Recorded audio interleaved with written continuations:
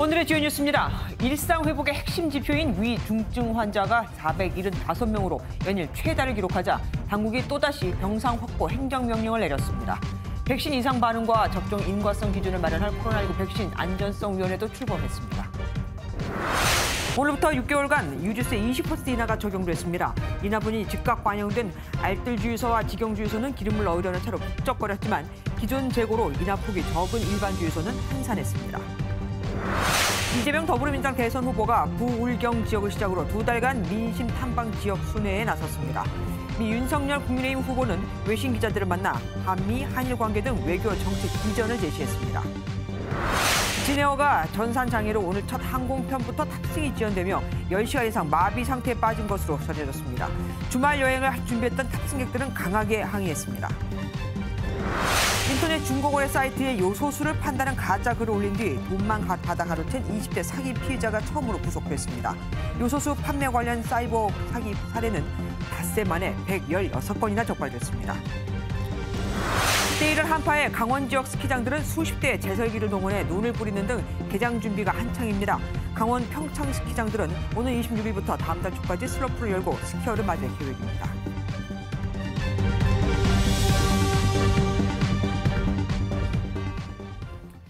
사망자 18명, 위중증 환자 475명.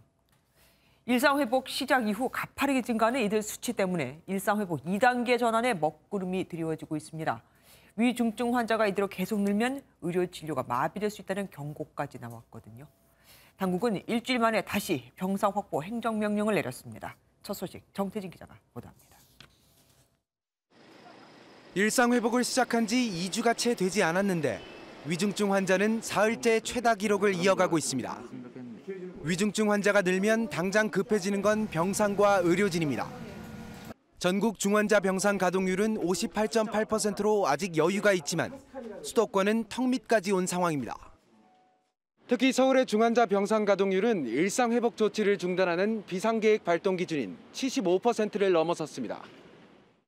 다급해진 정부는 일주일 만에 다시 수도권 병원 7곳에 병상 확보 행정명령을 내렸습니다.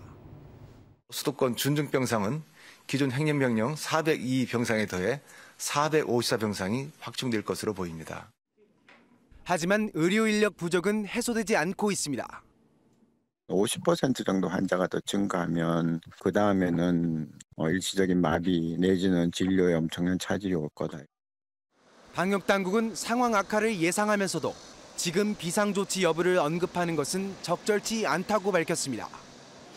하지만 전문가들 사이에서는 다음 달 13일 예정된 일상회복 2단계 전환은 사실상 어려울 것이라는 비관론이 많습니다. 10월 달 이후부터는 사망자가 급격히 늘었어요. 중증화되는 속도가 너무 좀 빠른 것 같다. 그래서 2단계로 넘어가기는 상당히 어려울 수 있다. 감염 재생산 지수는 1.07로 다소 떨어졌지만 수능을 일주일 앞두고 고3 돌파 감염과 학교, 학원 감염이 부쩍 늘고 있는 것도 우려스럽습니다. MBN 뉴스 정태진입니다. 위중증 환자 수를 줄이기 위해선 백신 접종이 필수. 그래서 정부도 부스터샷과 청소년 접종을 서두르고 있지만 백신 이상 반응 때문에 기피하는 분들이 많죠. 이미 젊은 층은 모더나 백신을 맞지 말라고 하는 국가들도 나오고 있으니까요. 오늘 백신 이상 반응을 분석하고 인과성을 평가할 백신 안전성위원회가 출범했는데 백신 부작용의 인정 범위가 확대될지 지켜봐야겠습니다. 전남주 기자가 보도합니다. 올해 2월 코로나19 백신 접종이 시작된 이후 지금까지 신고된 이상 반응 의심 신고는 36만 9천여 건입니다. 이 가운데 인과성을 인정받은 사례는 고작 477건으로 0.12%에 불과합니다. 대부분 인과성을 인정받지 못하다 보니 백신 불안감은 더 커졌습니다. 최근엔 화이자 백신 부스터샷 접종 이후 사망한 첫 신고 사례까지 나와 당국을 긴장시키고 있습니다. 이에 따라 정부는 백신 접종 기피와 사회 불안을 해소하기 위해 국내 의학 분야 최고 석학들로 구성된 백신 안전성위원회를 출범시켰습니다. 위원회는 국내외 이상 반응 사례와 연구 현황을 종합적으로 검토해 백신과 이상 반응 사이 인과성을 과학적으로 규명할 예정입니다. 국내 예방접종 자료, 이상 반응 자료, 진료 정보 및 통계청 사망 자료 등을 분석하는 연구를 직접 수행하여 의료계 전문가와 국민들에게 투명하게 정보를 제공하도록 노력하겠습니다. 이에 따라 기존의 인과성을 인정받지 못한 사례도 새롭게 인정받을지 주목됩니다. 이런 가운데 폴버튼 모더나 최고의학 책임자는 모더나 백신이 mRNA 백신 부작용 가운데 하나인 심근염 위험이 화이자 백신보다 5배 더 높다고 인정했습니다. 다만 돌파 감염 사례는 더 적다고 덧붙였지만 주요 국가들이 젊은 층의 모더나 접종을 제한하면서 우리 당국도 예의주시하고 있습니다. 한편 유럽의약품안전청은 셀트리온의 항체 치료제 레키로나의 사용 승인을 권고했고 식품의약품안전처는 현대바이오의 먹는 치료제에 대해 임상 일상 승인을 했습니다. MBN 뉴스 전남주입니다. 오늘부터 유류세가 20% 내렸습니다. 알뜰 주유소와 직영 주유소는 바로 그 인하분이 반영됐지만 일반 주유소는 그렇지 못한 곳이 많죠. 아직 기존 기름이 남아서 새로 기름을 못 들여온 곳이 많으니까요. 당연히 조금이라도 더 저렴한 주유소로 운전자들이 몰려들었습니다. 배준우 기자가 다녀왔습니다. 알뜰 주유소에 기름을 넣으려는 차들이 쉴 새 없이 들어오고 직원들이 분주하게 안내합니다. 휘발유 가격은 리터당 1,611원, 유류세 인하분 164원만큼 내려갔습니다.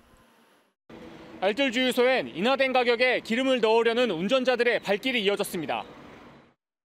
유류세가 인하돼서 인하된 김에 빨리 넣어야겠다 싶어가지고 오늘 빨리 와서 주유를 했습니다. 또 오를 수 있을 것 같으니까. 유류세 20% 인하가 모두 반영되면 휘발유는 리터당 164원, 경유는 116원, 부탄은 40원씩 내려가게 됩니다. 반면 유류세 인하분이 반영되지 않은 인근의 다른 일반 주유소는 손님을 찾아보기 어렵습니다. 전체 주유소의 20% 정도인 정유사 직영 주유소와 알뜰 주유소는 정부 권고에 따라 바로 유류세 인하분을 반영했지만 현재로서는 역마진을 감수할 수밖에 없습니다. 기존에 있던 재고가 있기 때문에 알뜰 주유소가 먼저 모범을 보이자 이런 차원에서 일반 주유소는 남아있는 물량이 어느 정도 소진된 뒤에야 유류세 인하분이 반영돼 일주일 정도 시간이 더 걸리기 때문입니다. 아직 기름이 안 들어왔어요. 이제 재고 어느 정도 떨어져야지 입구부터 적용이 되는 거니까.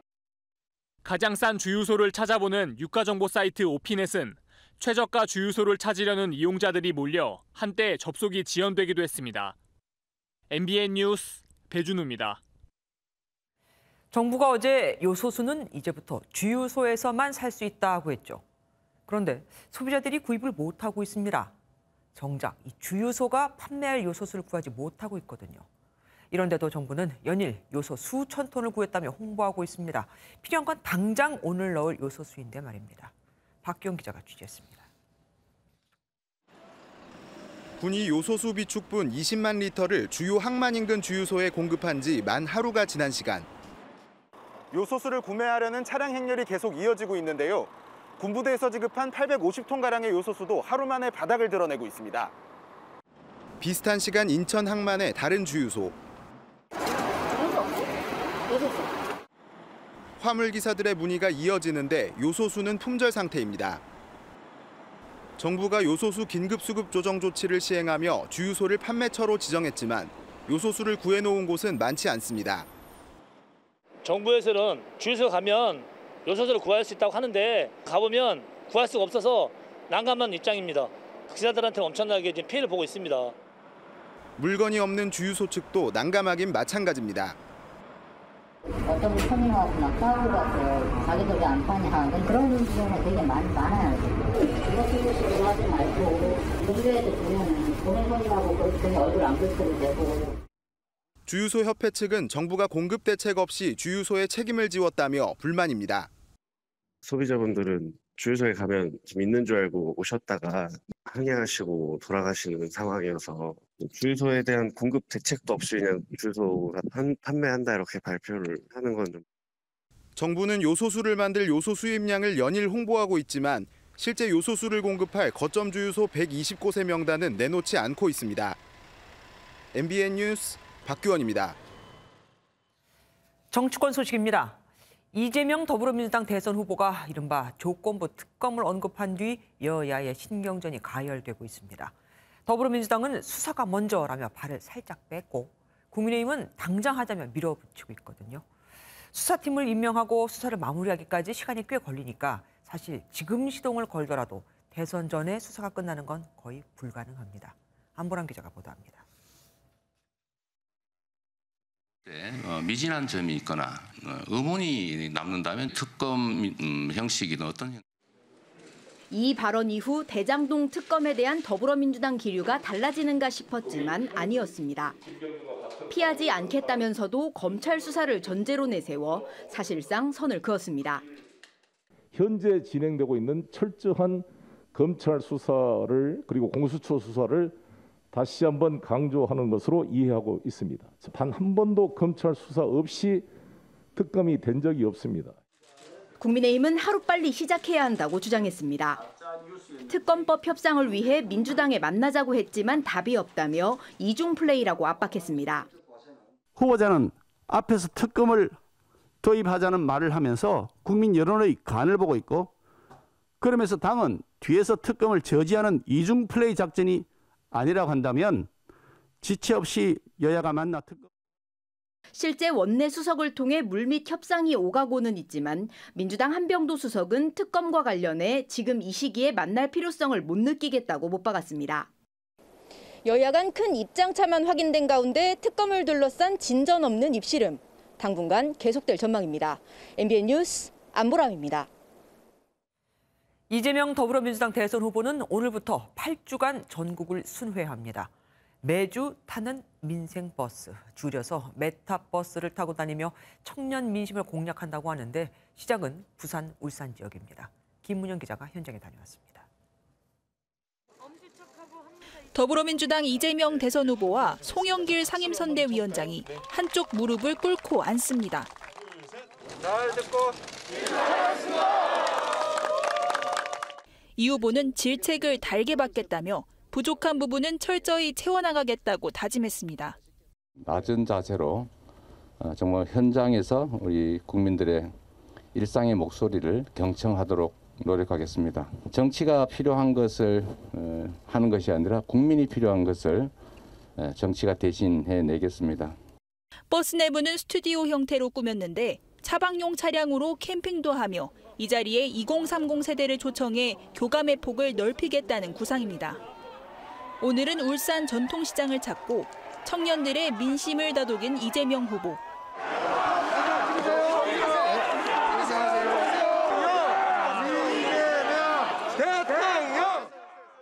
어머니 바로 좀 줄여서 신으시라고. 네네네. 지방에 우리 청년들이 겪는 어려움은 더 나은 상황을 찾아서 수도권으로 자꾸 이동을 하다 보니까 새로운 세대들은 작은 기회를 놓고 다퉈야 하는.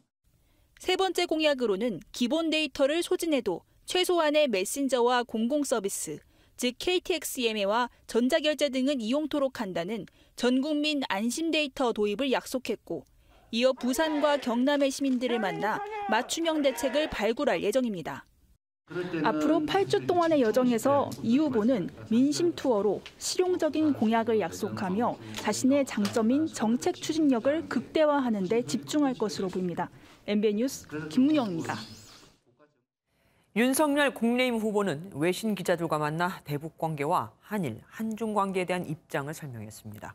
윤 후보는 현 정부의 종전선언과 사드 산불, 과거사 중심의 한일 관계에 반대한다고 밝혔습니다. 우종환 기자가 보도합니다. 윤석열 국민의힘 후보는 외신기자클럽과 간담회에서 현재 문재인 정부가 추진하는 종전선언에 반대한다는 뜻을 분명히 했습니다. 종전만 분리해 정치적 선언을 할 경우 유엔사가 무력화되고 주한미군 철수 여론에 영향을 미칠 수 있다고 지적했습니다.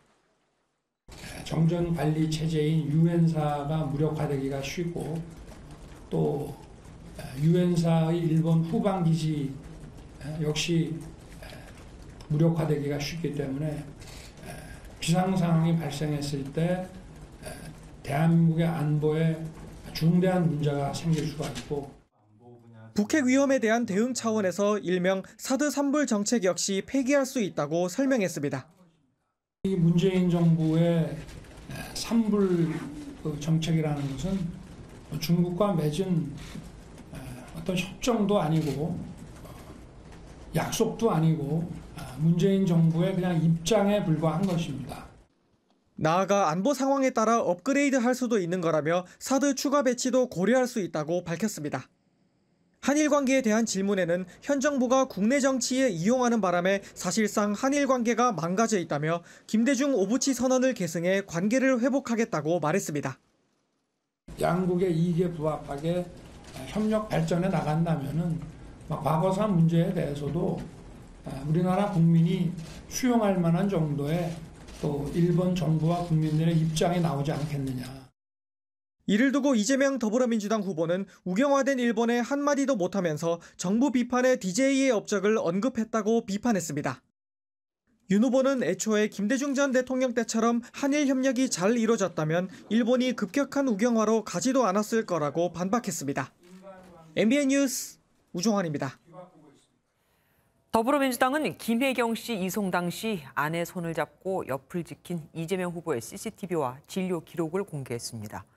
이렇게 일단락되는가 싶었는데 문제가 또 불거졌습니다. 소방당국이 출동했던 대원들을 불러다 VIP를 태웠는데 어떻게 몰라보고 보고를 안 했냐며 그것도 비번인 날 불러다 질타를 한 겁니다. 주진희 기자가 보도합니다. 더불어민주당 이재명 후보 부인 김혜경 씨 낙상 사고 당시 사진 3장이 공개됐습니다. 구급차 앞에 모자와 마스크, 녹색 점퍼를 입고 서 있거나 이송 과정에 누워있는 부인 손을 꼭 잡은 이재명 후보의 모습 등입니다. 의료윤리적으로나 혹은 또 환자 본인의 어떤 인권 이런 측면에서도 바람직하지 않다 이런 결론을 얻어서 저희가 불가피하게 어제 그 스틸컷으로 대신한다는. 오심과 구토, 설사를 많이 했고 실시는 처음 했다는 응급실 진료 기록과 이재명 후보가 119에 전화해 아내가 토사 광란에 얼굴을 다쳤다고 신고하는 녹취록도 공개됐습니다.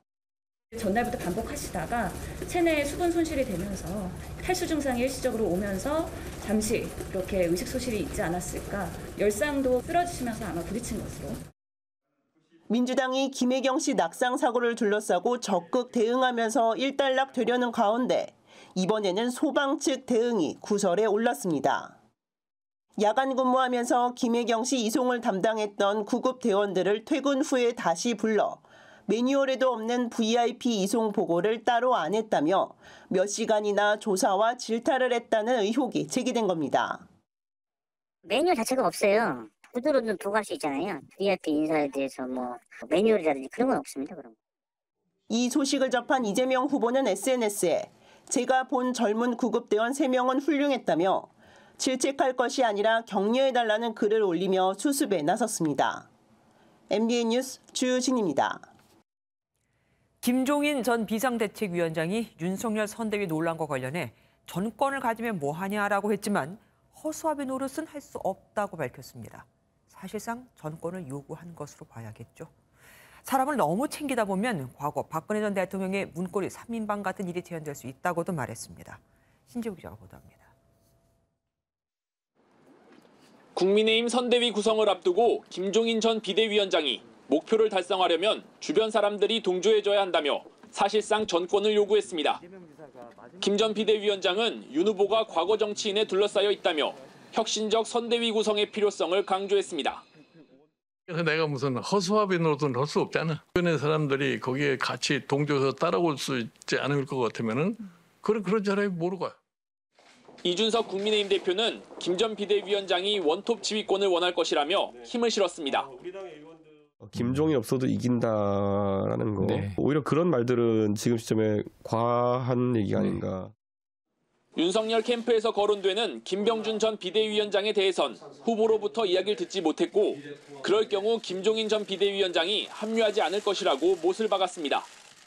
안철수 국민의당 대표는 후보가 누구에게 휘둘리지 않는 모습을 보여야 대통령감으로 평가받는다고 비판했고 친이계 원로 이재호 상임고문도 욕심 부리지 말라고 지적했습니다. 그럼 본인이 욕심이지. 본인이 뭐 선거판을 해봤으면서 그리고 뭐 킹메이커라는 게 한 번 하면 되는 거지 뭐 몇 번씩 합니까? 윤석열 캠프는 여전히 용광로 선대위를 주장하는 가운데 당 홈페이지엔 캠프와 이견을 보이는 이 대표에 대한 일부 당원들의 비난이 쇄도했습니다. MBN 뉴스 신재우입니다.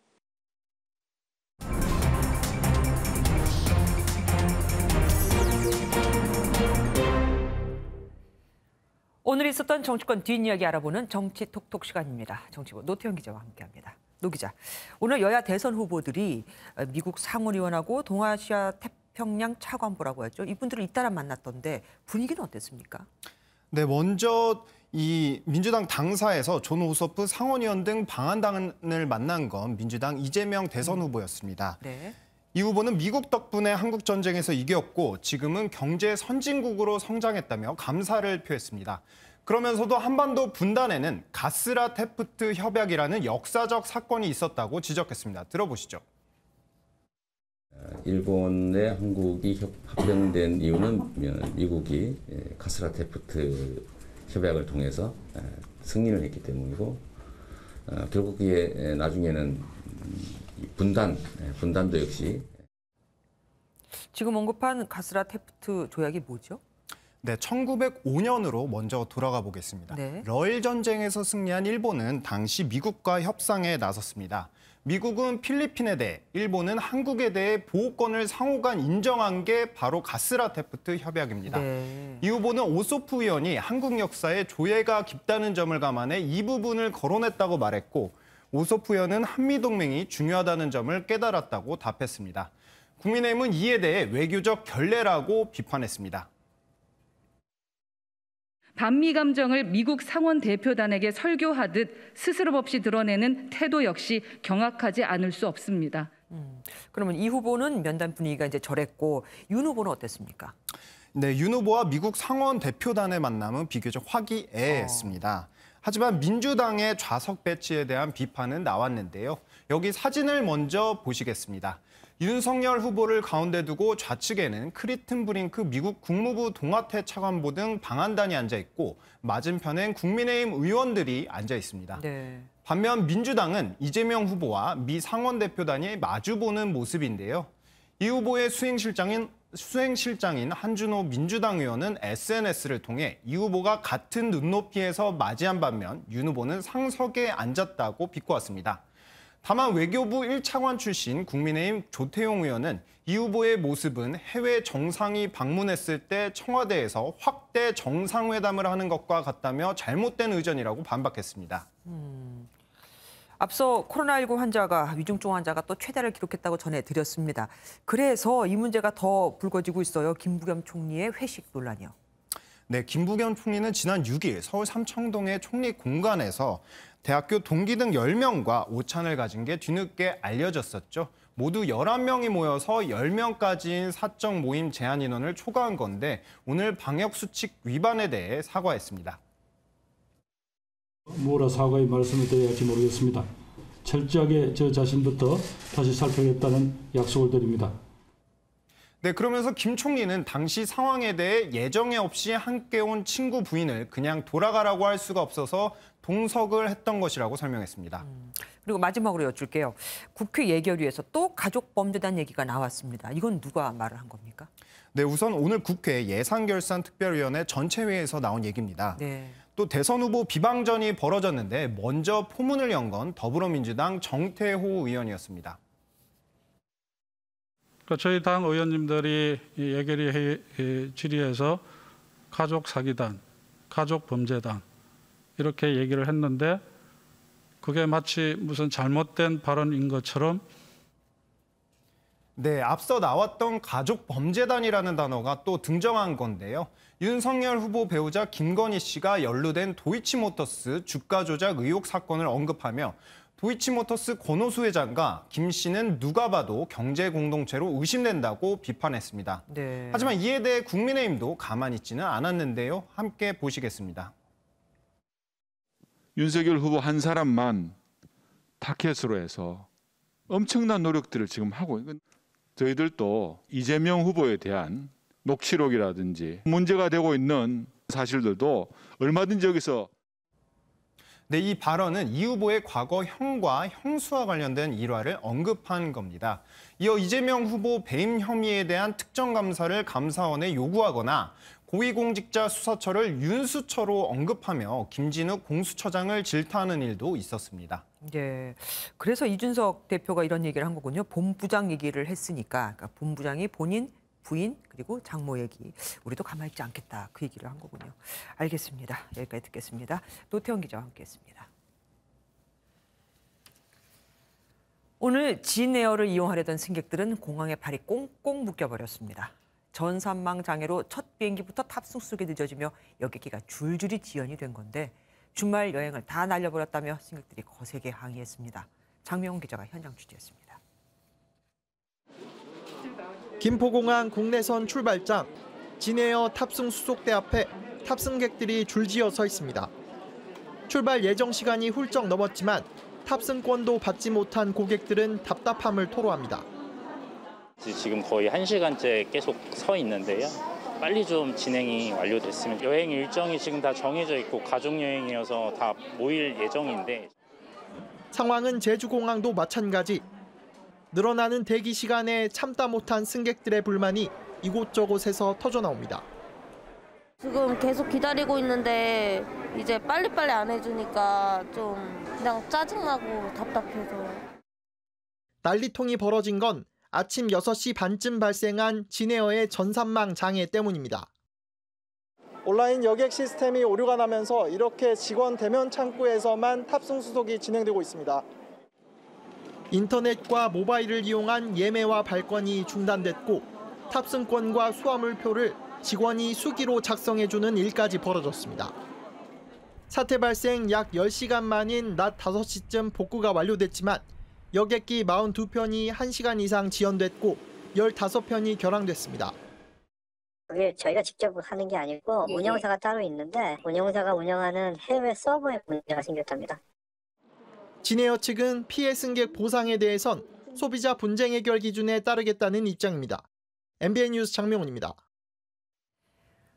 만취 상태로 차를 몰다 새벽에 작업하던 60대 남성을 치어 숨지게 한 여성에게 법원이 징역 7년을 선고했습니다.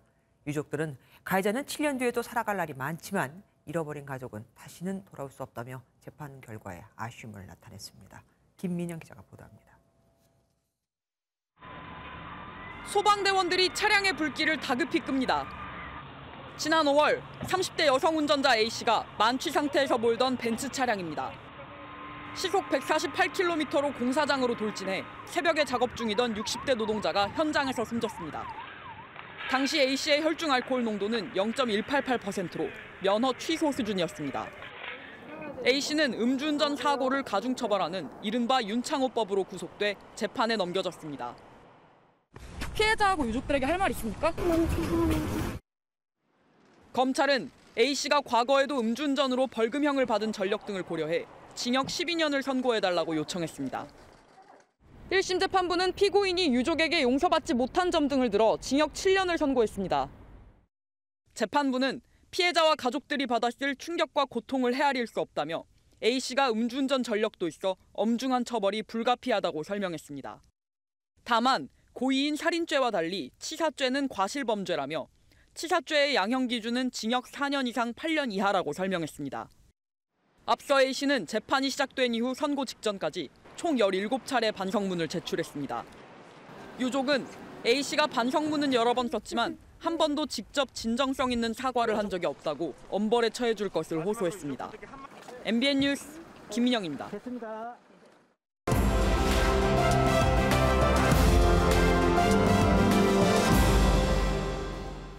키워드를 살펴보는 오늘의 화제, 빅뉴스 시간입니다. 민경현 기자 나와 있습니다. 어서 오십시오. 첫 번째 키워드 뭡니까? 네, 첫 번째 키워드 116년 만의 폭설입니다. 그러면 우리나라 얘기는 아니겠네요. 네, 중국 소식인데요.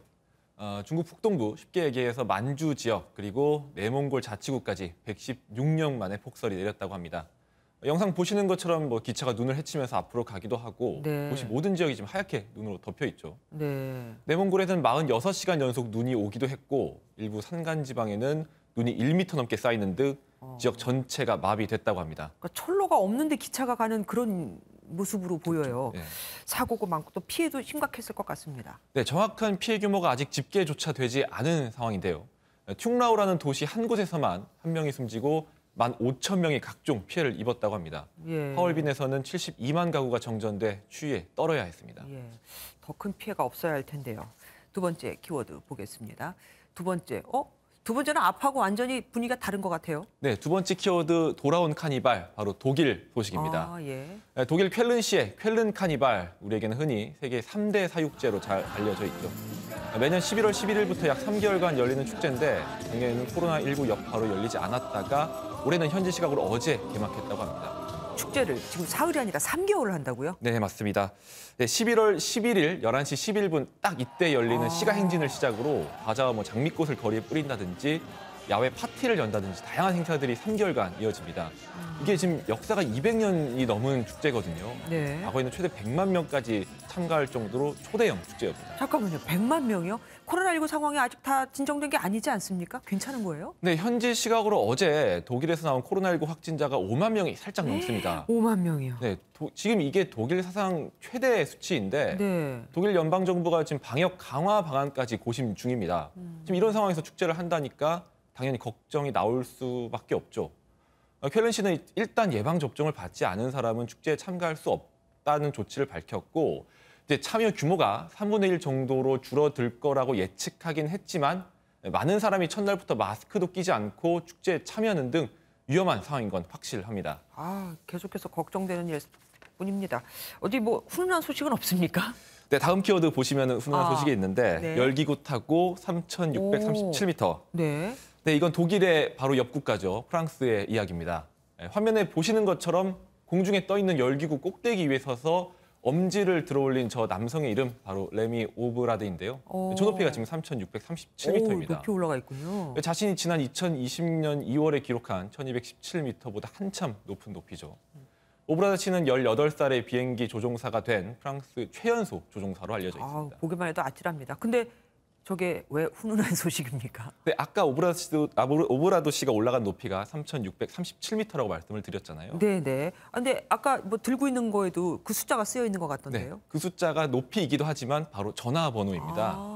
네, 희귀 신경근육 질환 연구를 위해서 기부할 수 있는 전화번호의 뒷자리인데요. 네. 오브라드 씨는 기부 활성화를 위해 내년에도 새로운 묘기를 선보일 것이라고 밝히기도 했습니다. 훈훈함과 함께 인간의 도전 정신이 느껴지는 그런 소식이었습니다. 다음 소식은 또 어떤 걸지 궁금합니다. 105세 할머니의 질주. 할머니가 질주를 해요? 네, 맞습니다. 이것 역시 인간의 도전 정신을 엿볼 수 있는 이야기입니다. 미국 루이지나에서 열린 전미 시니어 경기 대회에서 105세 할머니가 100m 경주에 나서서 화제가 됐다는 이야기인데요.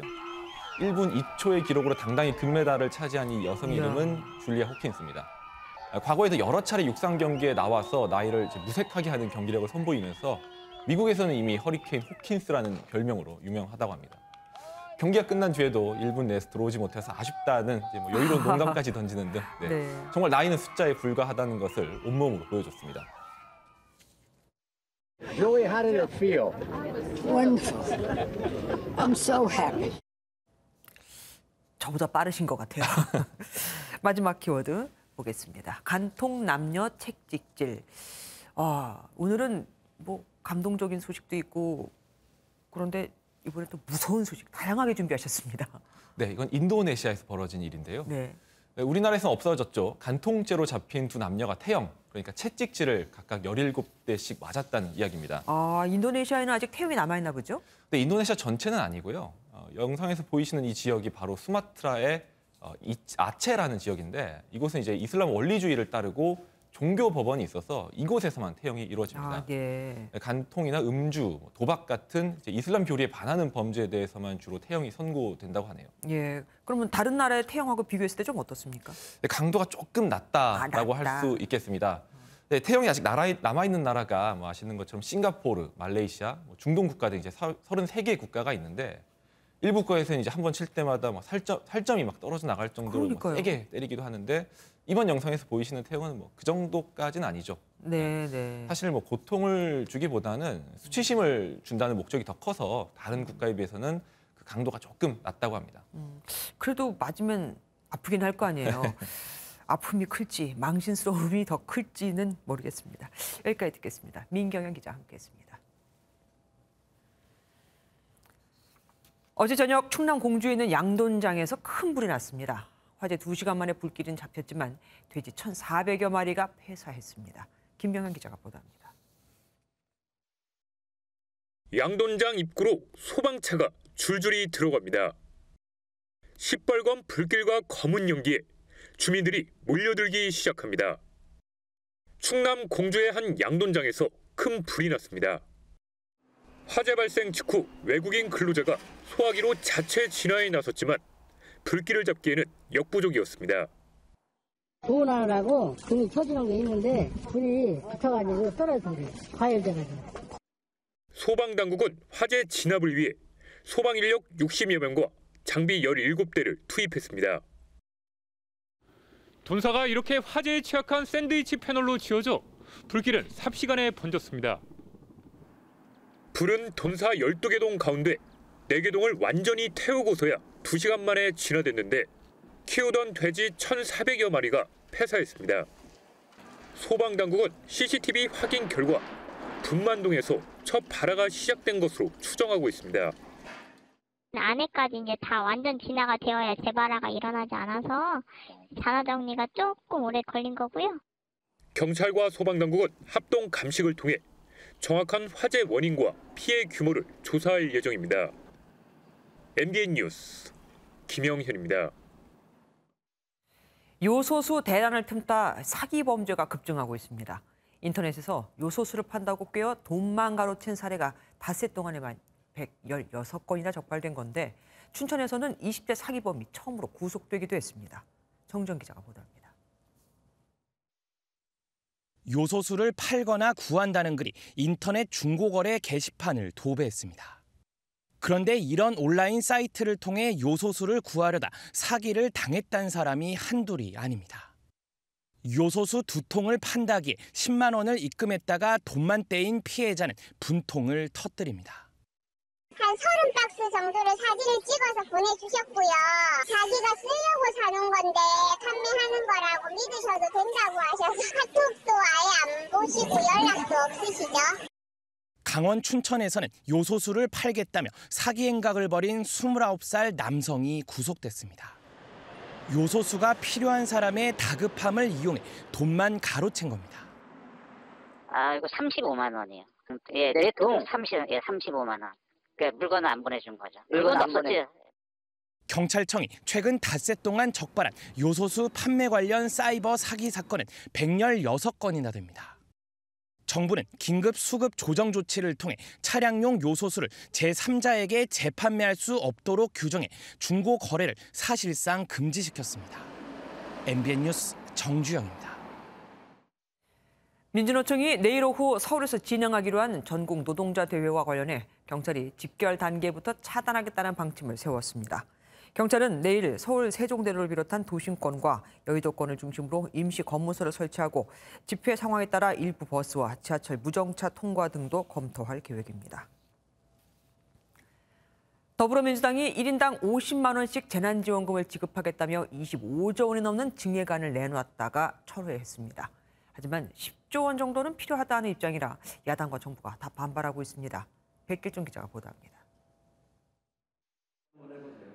내년도 예산 증액을 추진 중인 민주당이 25조 9천억 원 규모의 증액안을 제시했다가 철회했습니다. 다음 주 본격적인 예산 심사에 앞서 이재명 후보가 처음 제안했던 1인당 50만 원 추가 지급안이 고개를 들었지만 하루도 지나지 않아 다시 후퇴했습니다. 25조 원 증액 요구는 철회했지만 민주당은 여전히 1인당 20만 원 수준의 재난지원금을 주기 위해 10조 원 증액을 요구하고 있습니다. 내년으로 이제 넘겨놓고 이 위기의 진전 정도에 따라서 결정하자. 이렇게 하면 내년 6월이 끝날 때까지 아무것도 못합니다. 그때. 국민의힘은 여당이 세금으로 매표 행위를 한다며 공세를 이어갔습니다. 세금을 여당 선거운동의 재원으로 삼으려는 이재명 후보와 민주당의 몰염치에 강력하게 경고장을 날립니다. 김도읍 의원은 여당도 기재부도 초과 세수가 어느 항목에서 나오는지 밝히지 못하고 있다며 초과 세수가 있다면 세입 전망을 실패한 것이라고 비판했습니다. 기재부도 민주당이 제시한 증액안에 신중 검토라는 의견을 달았는데 사실상 반대 의견을 보이면서 다음 주 예산안 심사에서 여야정의 대립이 불가피할 것으로 보입니다. MBN 뉴스 백길종입니다.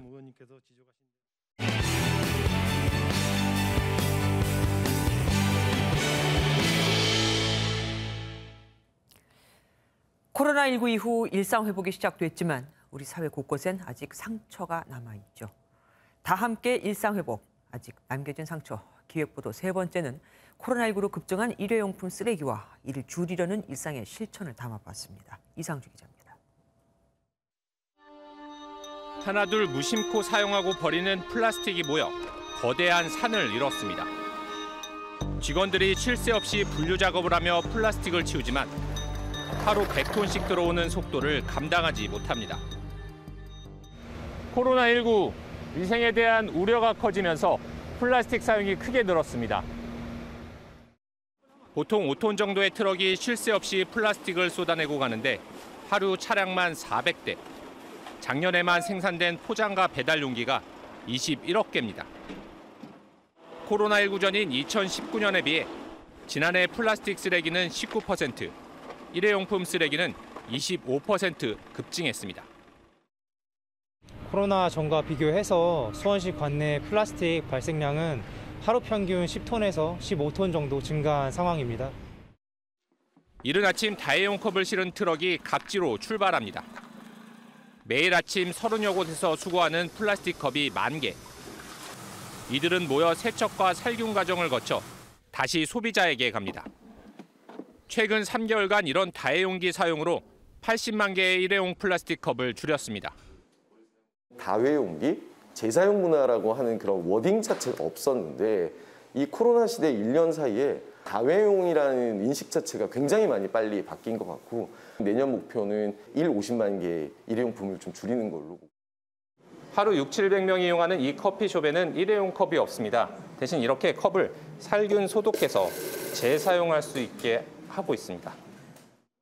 현재 12개 매장에서 일회용 컵을 없앴는데 내년까지 서울 전 매장, 2025년에는 모든 매장에서 일회용 컵이 사라질 예정입니다. 코로나 때문에 일회용품 사용을 너무 많이 하는 것 같아서 일부러라도 다회용품을 이용하는 카페에 와서 공부를 하려고 생각하는 편입니다. 코로나19 극복을 위해 마구잡이로 사용됐던 일회용 쓰레기와 플라스틱. 일상 회복은 시작됐지만 환경에 새겨진 깊은 상처는 쉽게 회복되기 어려울 전망입니다. MBN 뉴스 이상주입니다.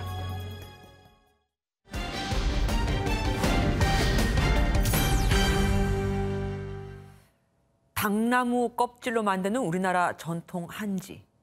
이 한지로 만드는 인형 등 공예품은 익숙하시죠? 그런데 이 한지가 가죽으로도 변신할 수 있다는 걸 아십니까? 얼마나 튼튼한지 자동차 외장재로도 쓰일 정도죠. 가방과 구두가 되는 건 기본이고요. 포커스M 정설민 기자가 취재했습니다. 지난달 이탈리아에서 열린 G20 정상회의에 동행한 김정숙 여사. 밝은색 의상에 맞춰든 검은색 핸드백이 눈에 띕니다. 국내 업체가 전통 한지로 만든 가방입니다. 현실감이 없었다 그래야 될까? 어떻게 드셨는지를 전혀 모르겠어가지고 당황하기도 하고 영광스럽기도 하고.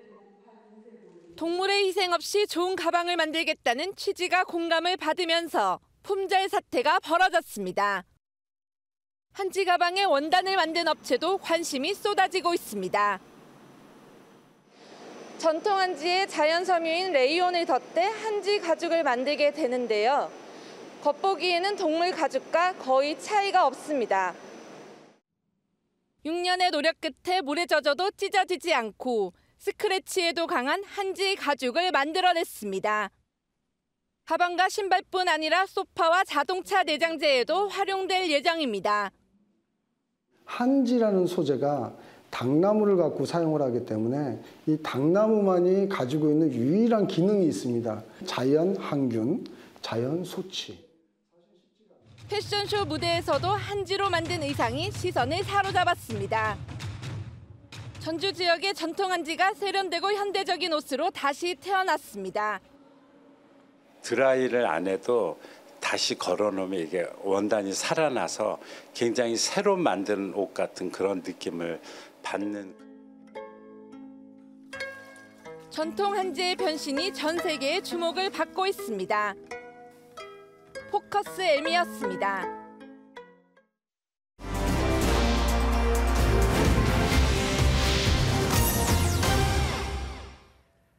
코로나19 사태 이후 전 세계적으로 겪는 현상, 바로 물가 상승이죠. 팬데믹 이전부터 만성적인 인플레이션에 시달려온 남미 국가들은 상황이 특히 더 심각합니다. 지폐 대신 금으로 물건을 사는 100년 전에나 있었던 일들이 벌어지고 있는 건데요. 지폐는 금을 싸는 포장지 정도로만 여길 정도입니다. 세상 돋보기 박유영 기자가 들여다봤습니다.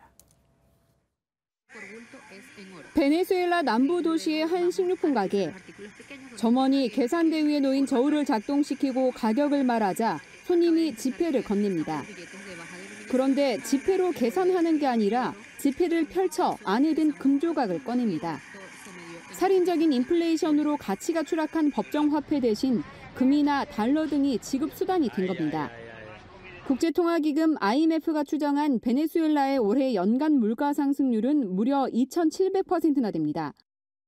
콜라 한 병에도 지폐가 뭉텅이로 필요했던 베네수엘라는 지난달 100만 볼리바르를 1볼리바르로 바꾸는 화폐 개혁을 단행했지만 효과는 없어 보입니다. Igualito sigue siendo lo mismo.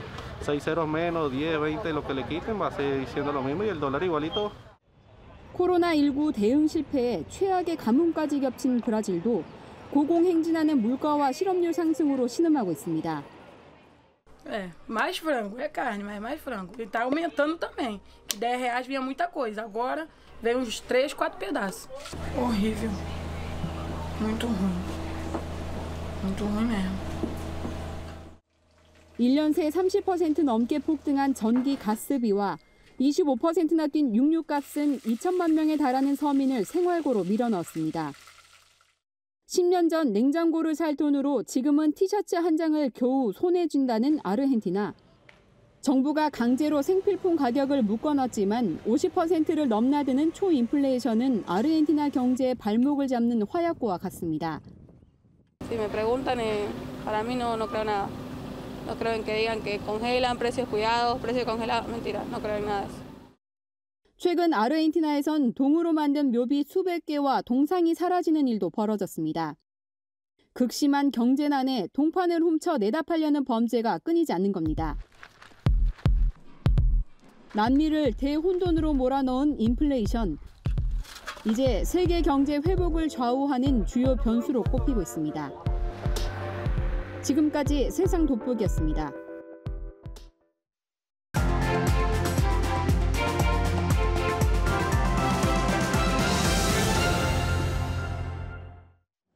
The truth could ruin the administration.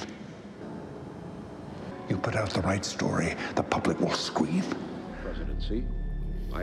영화처럼 미국 닉슨 대통령의 사임으로까지 비화된 워터게이트 도청 사건의 제보자는 놀랍게도 FBI 차기 국장 물망에 오르던 마크 펠트 부국장이었습니다. 어느 나라든 자신이 속한 조직에 일그러진 관행이나 비리를 폭로하는 내부 고발자는 배신자라는 오명과 함께 순환을 각오해야 합니다. 그럼에도 불편한 진실을 세상에 알리는 이유는 단 하나. 옳지 않은 걸 옳지 않다고 말하기 위해서일 겁니다. 미국 도로교통안전국이 현대자동차의 엔진 결함 은폐를 고발한 내부 고발자에게 280억 원의 포상금을 지급하기로 했다죠. 똑같은 사안으로 우리 정부는 이 고발자에게 훈장과 함께 2억 원의 포상금을 지급했습니다. 2억 원과 280억 원. 요즘 미국 언론은 알고리즘 조작 등 페이스북의 치부를 고발하는 내부 제보자의 폭로를 연일 대서특필하고 있습니다. 또 실리콘밸리가 있는 미국 캘리포니아주는 근로자들이 비밀 유지의 족쇄에서 벗어나 조직 내 비리를 자유롭게 고발할 수 있는 침묵 중지법을 제정할 정도로 내부 고발자들에게 용기를 주려고 노력하고 있습니다. 왜냐고요? 그게 바로 더 많은 사람들이 위험에 처하지 않고 더 많은 이에게 이로울 수 있는 길이거든요. 공직사회나 기업에서 은밀히 벌어지는 비리와 치부는 바깥 세상에서는 좀처럼 알 수 없고 내부 고발자의 용기와 결단이 있어야 비로소 세상 밖으로 고개를 내밀게 되기에 내부 제보는 배신이 아니라 조직과 국가에 대한 새로운 차원의 충성이라는 인식을 심어줘야 합니다. 그 역할은 정부가 해야 하는 거죠. 그것이 파격적인 보상금이든 뭐든 국민들이 인정할 만한 것으로요. 설마 정부 내에서 내부 고발자가 나올까 걱정해서 보상금을 올리지 않는 그런 일은 일어나지 않겠죠. 김주아의 그런데 오늘은 포상금 280억에서 배운다 였습니다.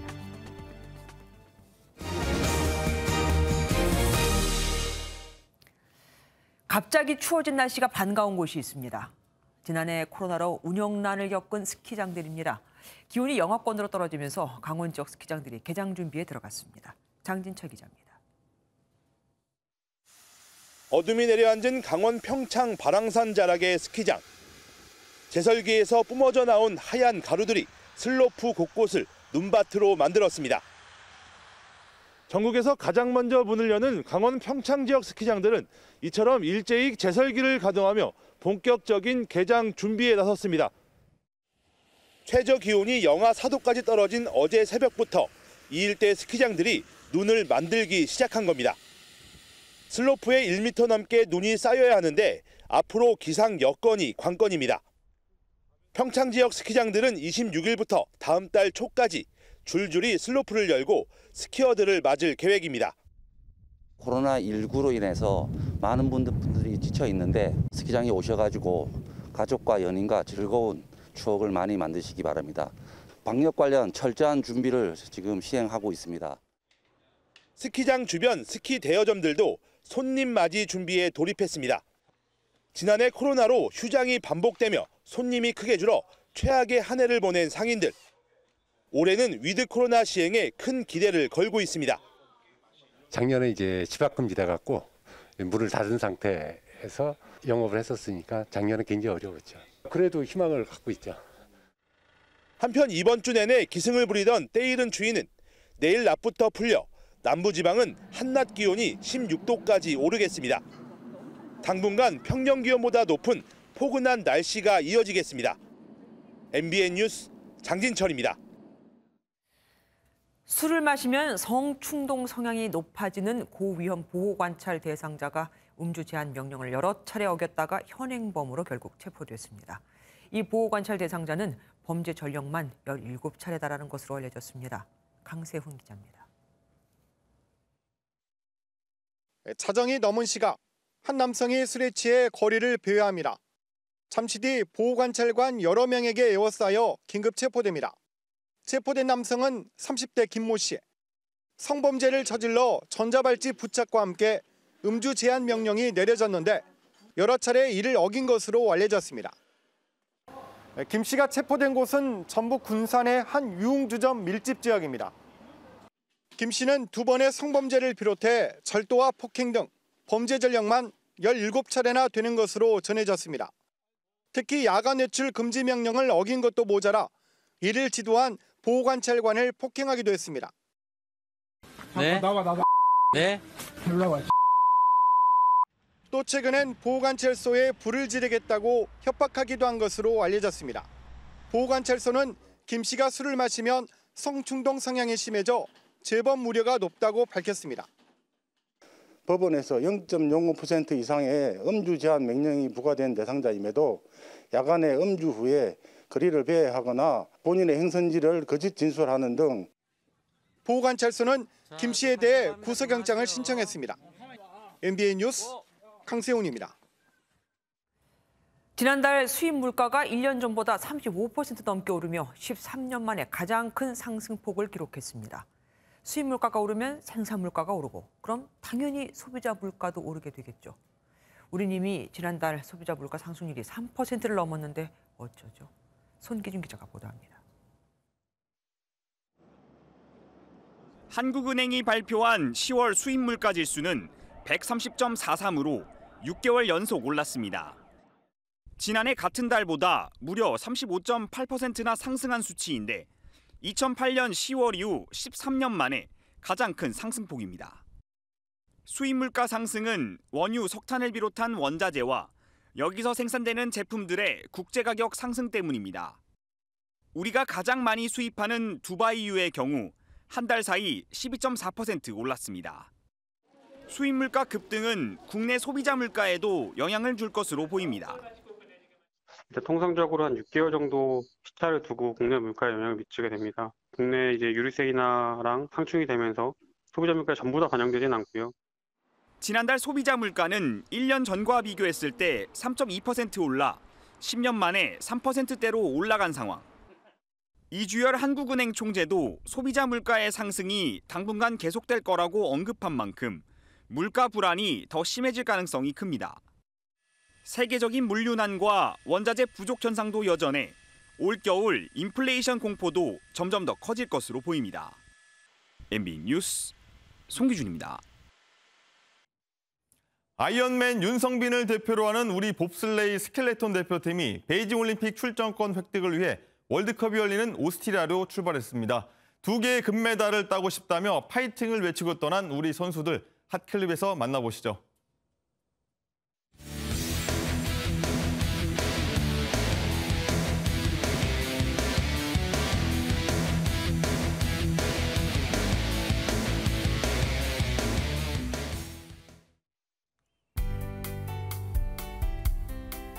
이번 추위는 내일 아침까지 이어지겠습니다. 찬 공기가 지속적으로 유입되면서 닷새간 초겨울 추위가 계속되는데요. 내일 아침까지는 여전히 영하권의 체감 추위를 보이겠고요. 내일 낮부터는 찬 공기가 물러나면서 추위가 누그러지겠습니다. 일요일부터는 아침과 낮 모두 평년 기온을 넘어서겠습니다. 주말 하늘은 맑겠지만 동해안을 따라서는 다기가 매우 건조합니다. 현재 동해안과 경북 북동 산지에는 건조주의보가 내려져 있어서 주말 내내 메마른 날씨가 이어지겠습니다. 밤사이 내륙에서는 안개에 주의하셔야겠습니다. 내일 중부지방 맑은 하늘 드러나겠습니다. 아침 기온은 오늘과 비슷한 수준이 예상되는데요. 남부지방 낮부터는 기온이 올라서겠습니다. 광주의 한낮 기온 16도, 대구와 창원, 울산 15도 선을 가리키겠습니다. 동해안 대기가 건조한 데다 바람도 약간 강하게 불 것으로 보입니다. 모레 새벽부터 아침 사이에는 수도권과 영서를 따라 비가 조금 내리겠고요. 다음 주 수능일에는 맑은 가운데 큰 추위도 없을 전망입니다. 날씨였습니다.